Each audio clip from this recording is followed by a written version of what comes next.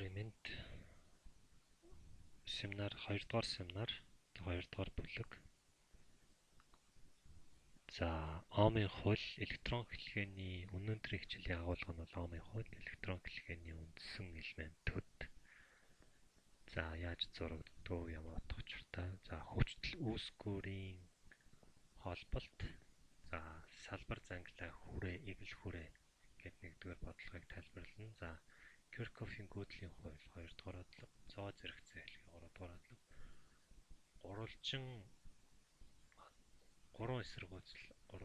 Гурвалжин байдлаар холбогдсон үед гурван эсэргүүцлийг од болгож хувиргах. За, тэр нь болохоор 4 дугаар бодлого. За, бодлого 5 гэдэг. Ингээд ийм агуулгатай байна.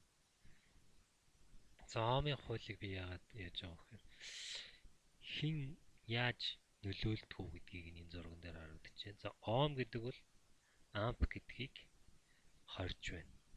За, амп гэдэг нь бол явах гээд байна. Ампыг болохоор вольтанд түлхэж байна. Амп гэдэг маань гүйдэл тийм үү? За, тэгээ энэгээр ерөнхийдөө бол яг дамжуулагчаар гүйдэл ямар нөхцөл, ямар шин чанараар гүйдгүү, эсэргүүцэл ямар нөлөөтэй. За, гүйдэл ямар нөхцөлд гүйдгүү гэхээр хүчтлийн ялгаа үүссэн үедгүй. Тэгээ гүйх хэмжээг нь хэн тодорхойлох вэ гэхээр эсэргүүцэл тодорхойлно. Эсэргүүцэл хүчтэл хоёр нийлж байгаа тодорхойлно гэсэн үг тийм. Эсэргүүцэл нь бол ургуу хамааралтай, хүчтэл нь бол шууд хамааралтай гэсэн үг. За, электрон хэлхээний үндсэн элементүүд. За, үл хамаарах үүсгүүр гэнэ. За, хүчтэл болон гүйдлийн тийм үл хамаарах үүсгүүрүүд байдаг байна. За, тэдний тэмдэглэгээ нь бол дараагийн нууцсан дээр гарна. За, эдгээр үүсгэрүүд нь болохоор хэлхээнээс үл хамааран тогтмол утгуудыг гаргадаг гэж. Тийм үү? Тогтмол гүйдэл загт хүчтлүүдээ гаргах нэ. За, тэгээд тэр үл хамаарах үүсгэр нь бол тогтмол болон хувьсах байдаг байна. Тэр нь болохоор хэлхээнээс хамаарахгүй, хугацаанаас хамаарсан хувьсах бас байх. За, энэ дээр болохоор тогтмол үл хамаарах хүчтлийн үүсгэрийг харуулсан байна.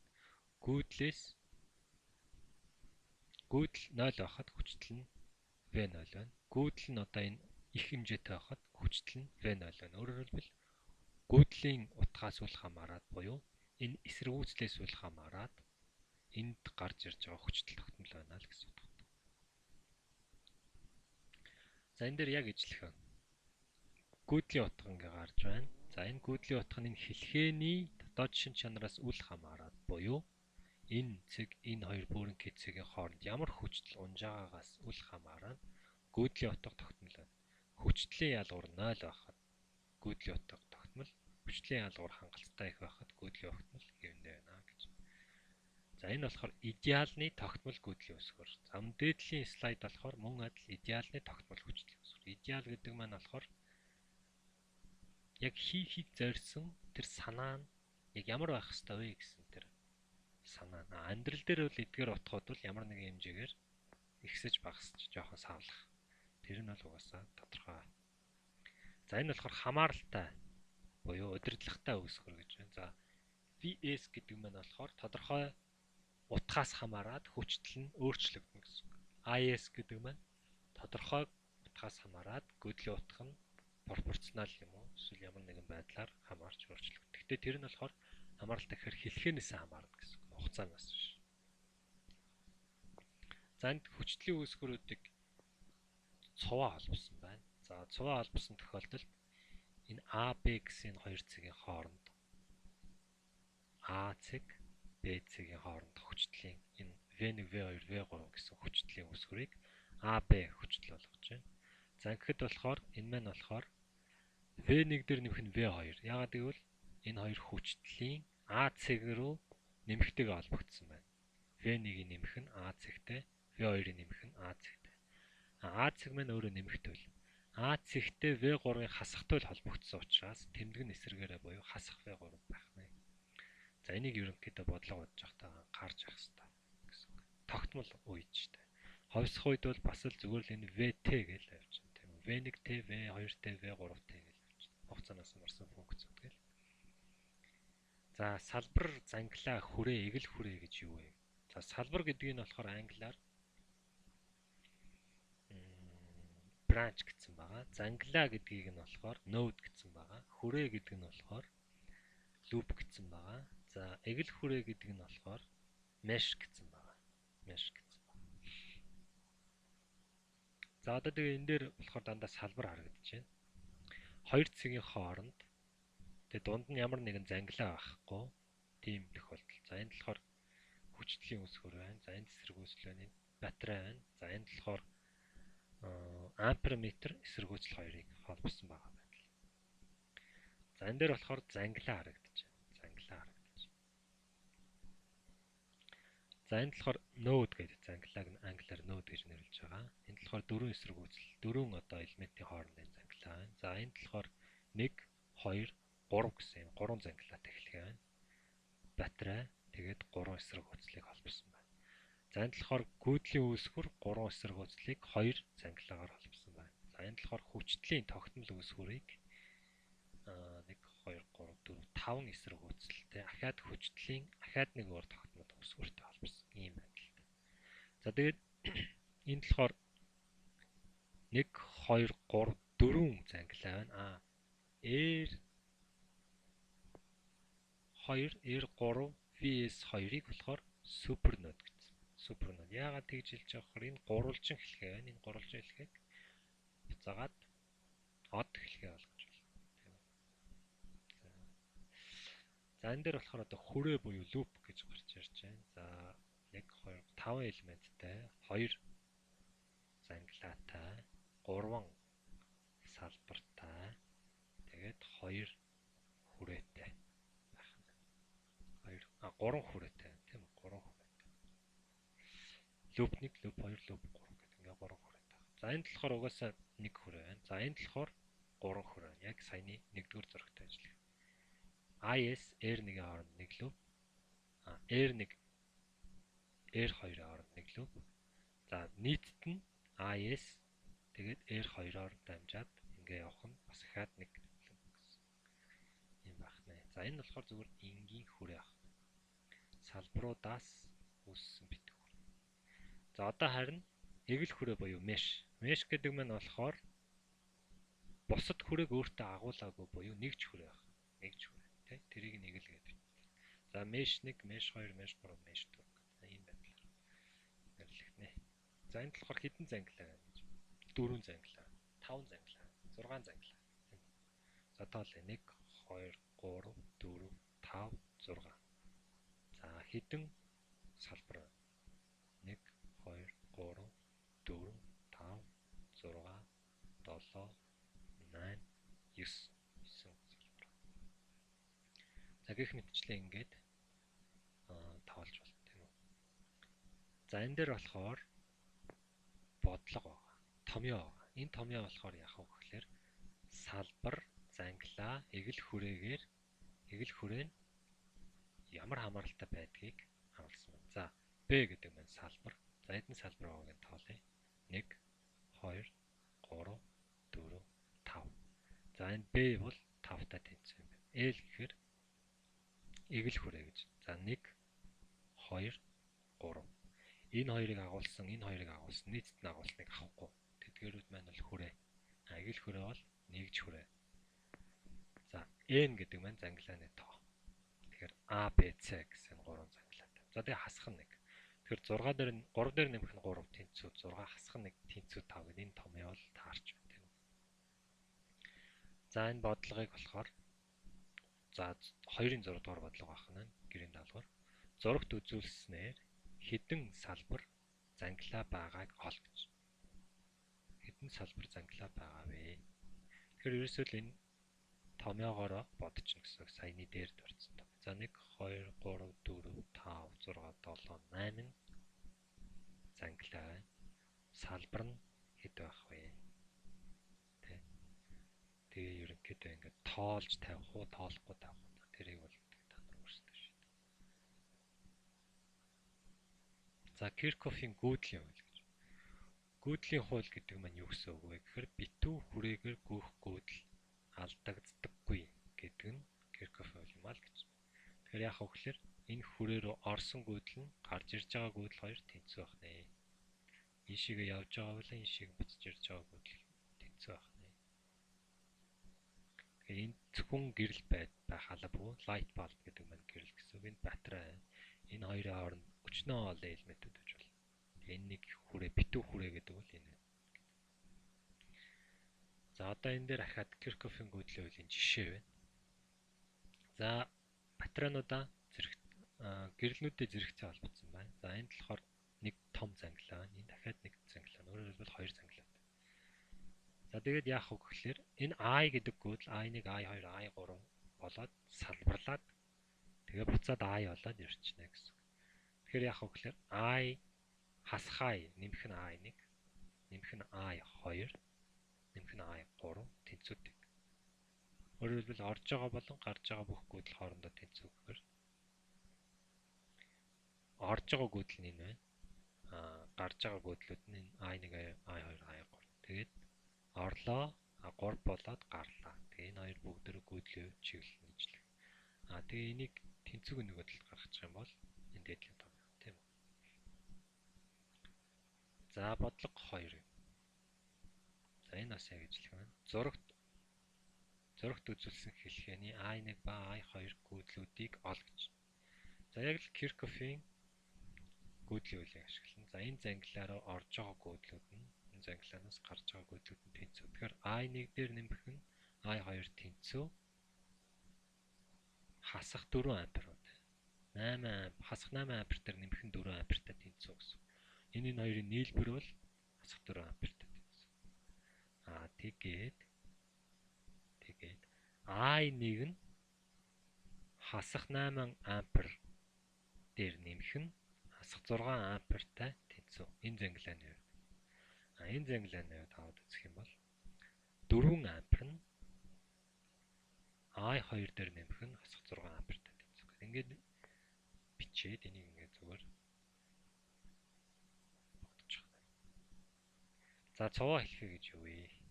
За цуваа хэлхэ гэдэг бол хоёр эсвэл олон элементүүдийг цуваагаар холбосон тохиолдолд гүйдэл нь ижил байх бол. За цуваа хэлхний шин чанар байна тийм үү?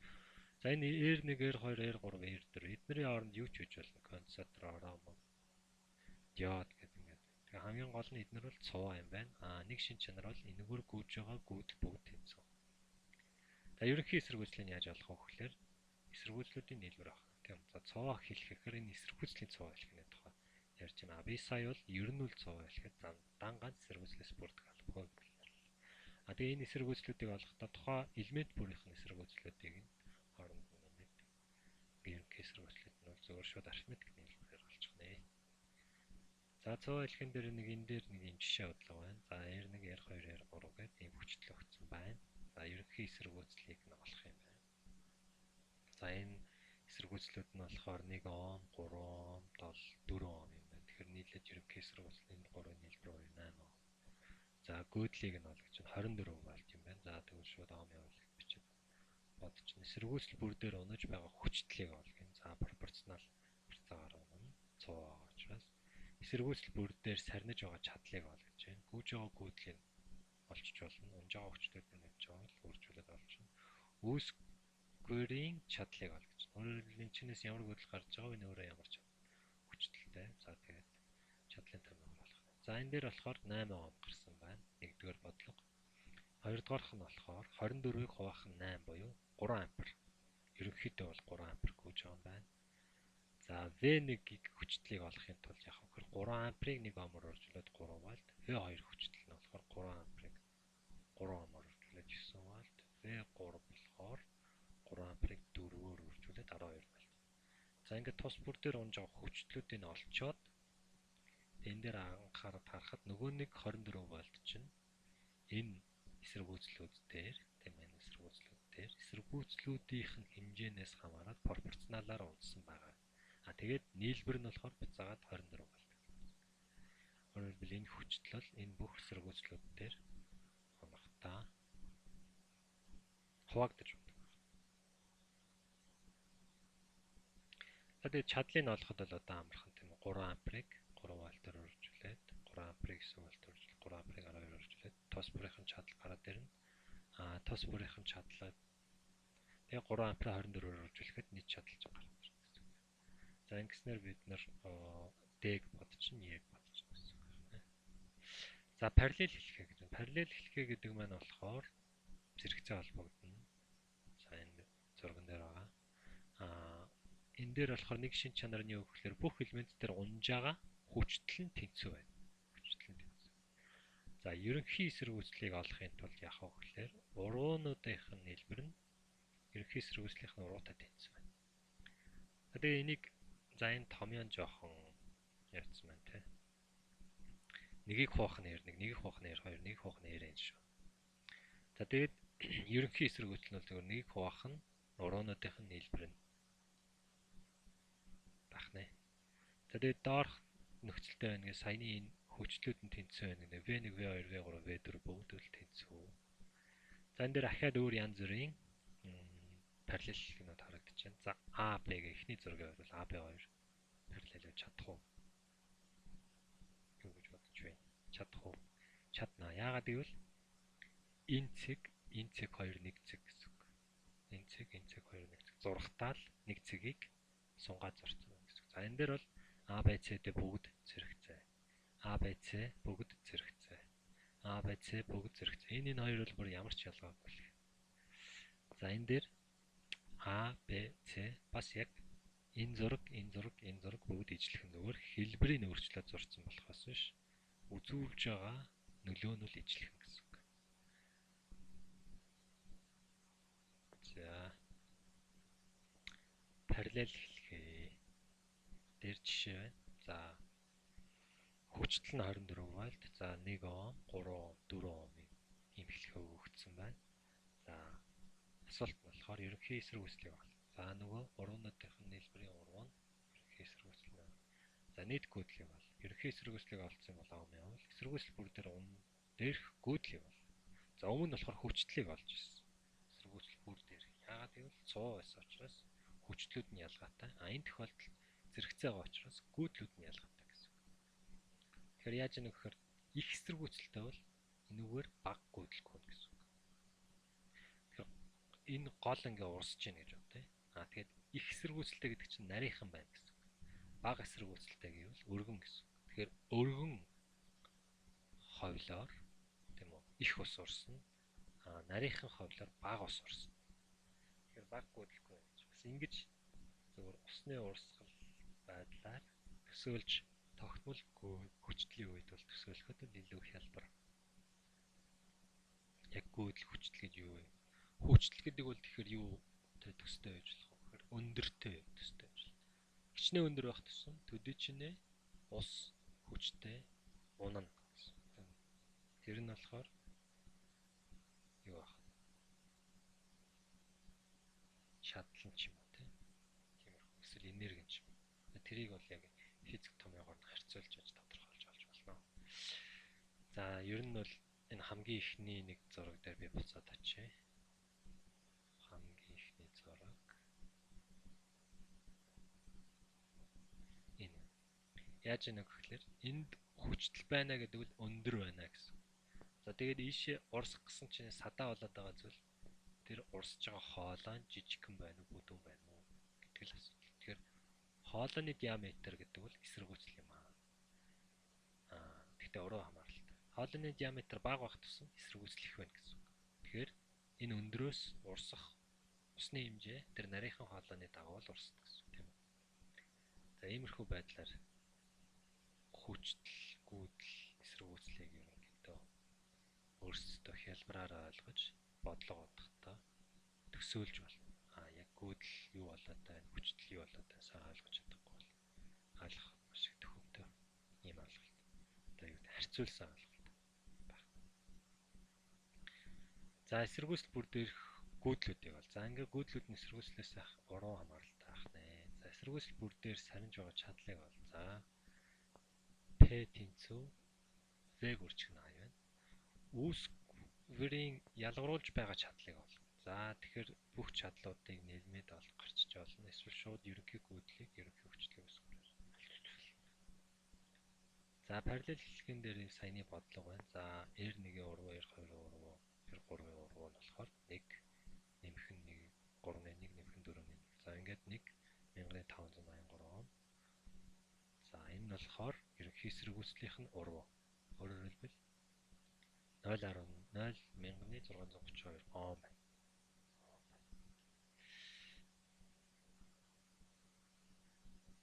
За нэг ийм ойлголт байдаг. Ерөнхий эсэргүүцэл гэдэг бол хамгийн бага эсэргүүцлээсээ бага байдаг. Зэрэгцээ холбогдсон хэлхээний ерөнхий эсэргүүцэл гэдэг бол хамгийн бага хэлхээний бага эсэргүүцлээсээ бага байдаг. Хамгийн бага нь 1 Ом. Тэгэхээр 1 Омоос бага байх хэрэгтэй. Хэрвээ энд 1.5 гарчаад энийг андуураад ерөнхий эсэргүүцэлгээ бодсон бол саяны өгүүлбэрийг бодоод үзэх юм бол 1 Омоос энэ хизээч их гарахгүй болохоор миний бодол буруу байна гэсэн. Тэгээд тэр сүүлийн бодолт нь буюу 1 хуваах нь энэ 1 хуваах нь 100,583 бичээгүй байна гэсэн. Ерөнхийдөө бол бодлогон дээр хүүхдүүд ихэнхдээ надаа энэ 1.5 гэдэг энэ хариу гаргаж өгдөг. Энэ бол алдаа. Энэ доотлын үйлдэлийг хийхээ мартчихдаг.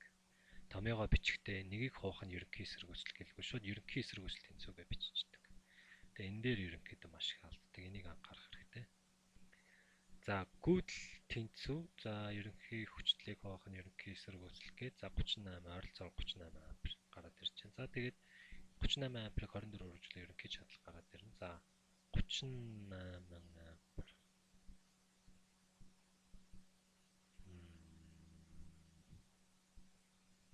За тэгээд I1 гүйдлийг олох юм байна. Тэгэхээр хүчлийг эсэргүүцэлтэй байгаад ерөнхий хүчлийг R1-тэй байгаад 24 ампер. За ерөнхий хүчлийг R2-тэй байгаа 8 ампер. За тэгээд 6 ампер. Ингээд нийт гүйдэл нь 36 ампер гарч байна. За нийт гүйж байгаа гүйдэл нь тус бүр дээр гүйж байгаа гүйдлүүдийн нийлбэртэй тэнцүү. За энэ бол юу вэ гэхээр нөгөө энд нэг том зангилаа байна гэсэн үг. Тэгээд зангилаа руу орж байгаа гүйдэл гарч байгаа гүйдлүүдэд тэнцүү нь ямар хууль вэ? Киркоффийн гүйдэл. Энд бас гарч ирж байна. За энэ дээр болохоор яасан бэ? Энэ дээр Киркоффийн хүчтлийн хууль гарч ирж байна. За энийг бид нэр зөвгөө за ингээд параллел үед нь тус бүрийн чадлууд олдож байна. За эсэргүүцэл болон гүйдлээр нь олж болж байна. Тийм үү? Эсвэл гүйдэл болон хүчлэлээр нь олж байна. Ялгааг бол тийм. За ингээд бүх хүчлэлүүд нь бас P1, P2, P3-ийн нийлбэр нь ерөнхий P тэгээд эзэн. Ерөнхий P нь болохоор 912. Тус бүрийнх нь чадлууд нь бол 576, 102, 144 хоорондоо нэмээд үзэх юм бол энд 2. За 4 дээр 6-ыг нэмлээ. 10 болно. За ингээ 12 боллоо. Нэгийг саналаа. Энд чинь 10 болчихно. 9 дээр нэг нэмээд санс нэг нэмээд 10 болчихно. 4 дээр 7-г нэмэхээр 1 болно. За 1 гарлаа. 2-ыг саналаа. 5 1 гэдэг чинь 7 сансаа 2-тойгоо 9. За тэгээд тэнцүү. За бодлого 3. За энэ дээр болохоор яг саяны энэ одоо А хэлхээ Б хэлхээний ерөнхий эсэргүүцлүүдийг олох. Тэгэхээр хамгийн эхлээд хаанаас эхэлж бодохоор тооцож олох хэрэгтэй. За 5 Ом гэдэг бол энэ 8 Ом, 20 Ом, 30 Омтой зэрэгцээ гэсэн үг. Тэгэхээр шууд томьёогоо бичиж чадахгүй. За 8 Ом гэдэг бол 20 Ом, 30 Ом хоёр зэрэгцээтэй цуваа гэсэн үг. За тэгвэл энэ 20 Ом нь бол 30 Омтой зэрэгцээ. Тэгэхээр энэ хоёрыг бол бодож чадна гэсэн үг. Хамгийн эхлээд. Энийг бодоход нэгийг хуваах нь 20, нэмэх нь нэгийг хуваах нь 30. Тэрний урвуу нь энэ хоёрын ерөнхий эсэргүүцэл. Тэгэхээр ерөнхийдөө бол 20-с бага тоо гарах хэрэгтэй. Яагаад би шууд тэгж хэлж байна гэхээр багаасаа бага гар. Зэрэгцээ тохиолдолд багаасаа бага гар. 20-с бага Ом гарна. За тэрэн дээр 8-ыг нэмлээ. За нэмэгдээ явчихна. Тэгээд 5-аас бага Ом гарна. Ерөнхий эсэргүүцэл нь 5-аас бага гарах. За энэ дээр 2 нь болохоор энэ 7 эсэргүүцэлтэй цуваа. За тэгээд 4 нь болохоор энэ 3 эсэргүүцэлтэй зэрэгцээ ахаад дараачийн 3 эсэргүүцэлтэй ерөнхий эсэргүүцэл нь дараачийн 3 эсэргүүцэлтэй цуваа. Тэгэхээр шууд энэ 3-ыг бол бодож болно гэсэн үг. 5, 10, 4. Тэгэхээр энэ бол 4-өөс бага гарна. За энэ дээр болохоор 4, 5, 8. Тэгэхээр бас ихаа 4-өөс бага тоо гарна. Хооронд нь нэмлээ. За нэг 7 ч юм уу гарах бах. Хоёрыг нэмлээ нэг 9-өөс бага тоо гарах юм шиг. хавтан дээр бол эрэг. Тэгээд хариунууд нь өөртөө бодно гэж.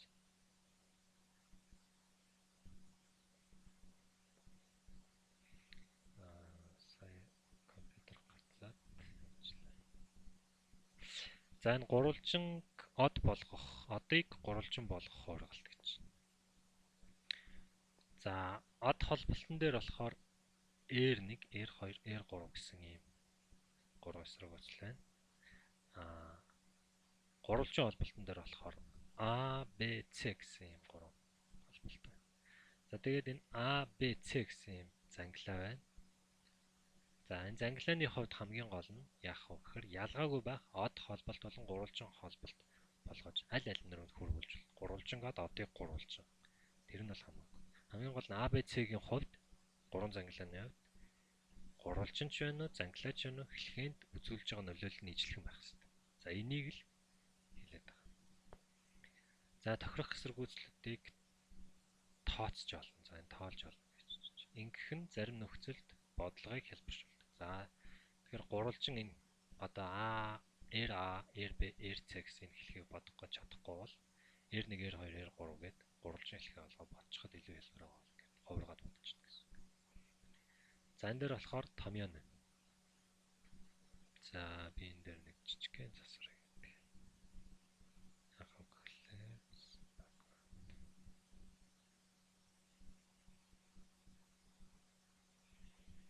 за дахиад бичлээ.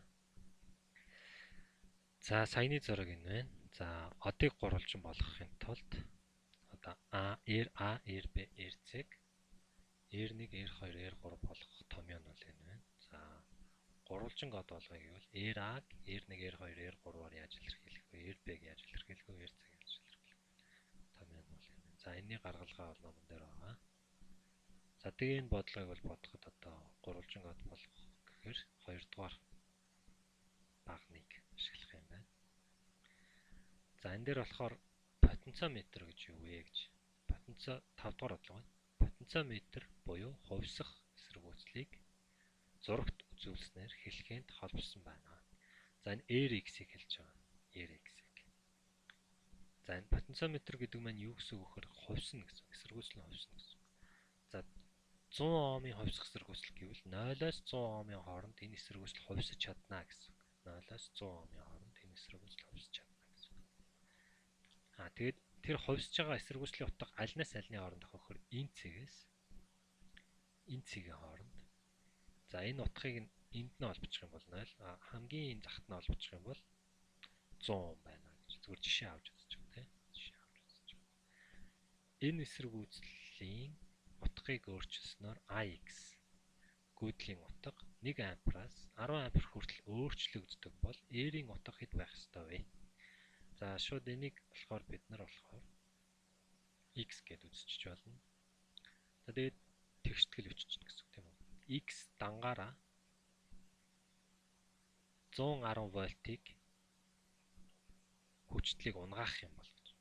Өөрөөр хэлбэл гүйдэл нь хамгийн их байх ёстой гэсэн үг. 10 ампер байх ёстой. Яагаад гэвэл энэний эсэргүүцэл RX-ийн утга 0 байна гэсэн үг. Би сая хэлсэн тийм үү? Потенциометр бол нэг бол 0 Ом аавна, нэг бол максимум утга аавна. Тэр хоёрын хооронд хіджүүл хідээр хэлбэлцэж чадна. Тэгэхээр энэ үгүй хамгийн их багыг нөхцөн байгаа учраас хоёр туйлдаа хүрсэн байна гэсэн. Тэгэхээр нэг бол 0 Ом, нэг бол максимум утга аавна гэсэн. Тэгэхээр бидний хувьд бол гүйдэл нь хамгийн их гүйхийн тулд энэ эсэргүүцэл 0 байх хэрэгтэй. Тэгэхээр энэ хэд байх вэ гэхээр 11 вольт.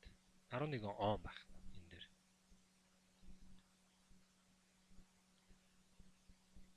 R-ийн утга хэд байх вэ? 11. За тэгээд шалгаад үзье л та. Тэгээд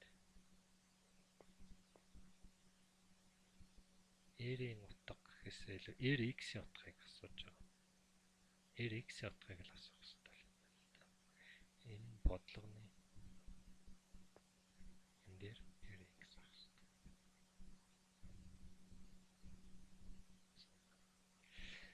За тэгвэл R-ийн утгыг 11 Ом гэдээ олцсон бол одоо RX-ийн утгыг олох хэрэгтэй гэсэн. Тэгэхээр R дээр нэмэх нь RX тэнцүү. R дээр нэмэх нь 110 вольтыг хуваах нь омын волыг бичиж штэ 110 вольтыг хуваах нь R дээр нэмэх нь R гэсэн. Тэнцүү 1 ампер авах хэрэгтэй. Тэгэхээр 110 вольтоос вольтыг энэ нь хоёрын нийлбэрт хуваахад 1 ампер гарч байгаа юм бол энэ хоёрын нийлбэр бол 110 ом. За тэгээд цааш нь болно гэсэн. За ингээд ерөнхийдөө 3 сарын 10 гэрийн таалбарыг авъя. Анхаарал